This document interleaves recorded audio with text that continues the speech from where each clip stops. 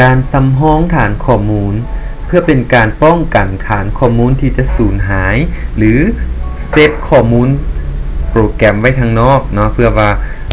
กรณีคอมพิวเตอร์ของเขาหากมีปัญหาเขาสามารถเอาฐานข้อมูลที่สำรองไว้นี้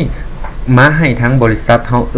ข้อมูลดังกล่าวคืนให้ได้นะโดยที่ข้อมูลที่ถูกว่าสำรองไว้ก็จะบ่สูญหายนะวิธีการนะคลิกที่คำสั่งจัดการระบบนะแล้วคลิกคำสั่ง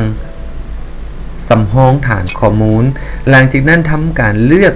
ช่องที่จะต้องเก็บฐานข้อมูลดังกล่าวไว้นะตามที่ต้องการนะแล้วชื่อสามารถเปลี่ยนได้เนาะว่าฐานต้องการ